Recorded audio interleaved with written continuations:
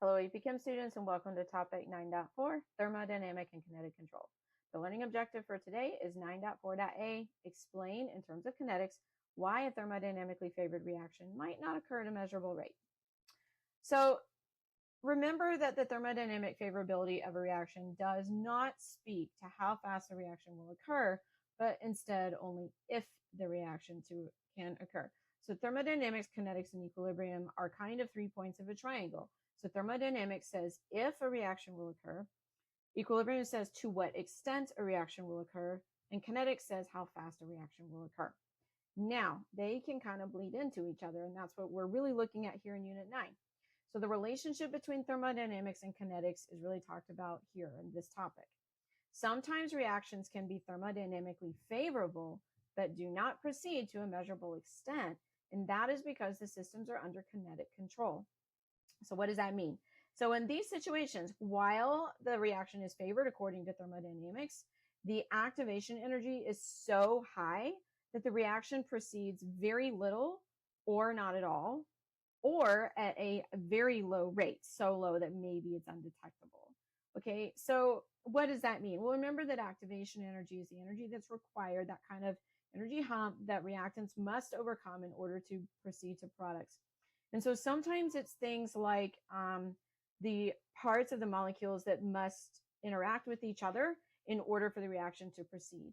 And by the way, this is where catalysts come into play. So sometimes, for example, you might have in biology a thermodynamically favorable process, but it's between very large macromolecules, and it is nearly impossible that the two places that those molecules need to interact would come together for the reaction to occur.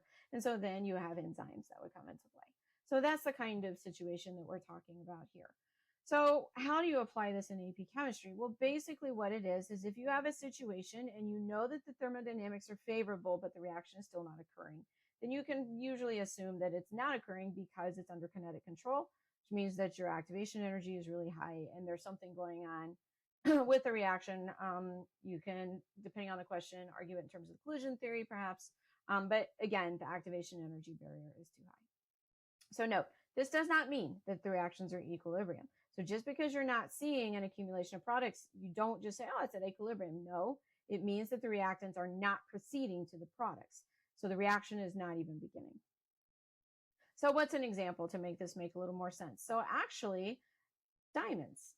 So the conversion of diamond to graphite. So you may already know that diamond is the most stable allotrope of carbon at really high pressures, right? And so we know that diamonds are formed underground where there's really high pressure. Sometimes people even joke, like, you're under so much pressure, you're going to turn yourself into a diamond, like that. Okay, right? So it's under high pressure.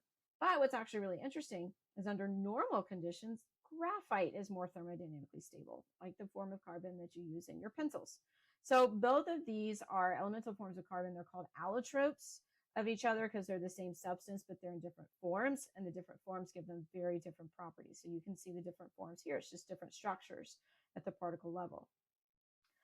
The thing is, the diamond to graphite conversion at room temperature is so slow that it essentially doesn't occur under normal conditions.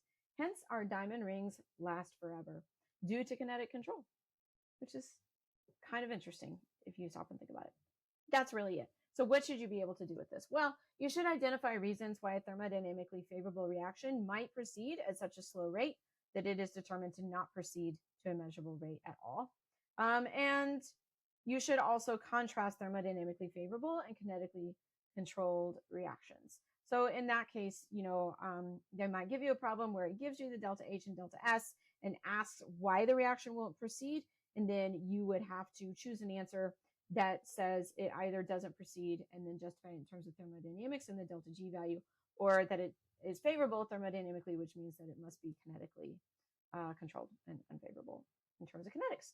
That's it for this topic. I'll see you again soon for the next one.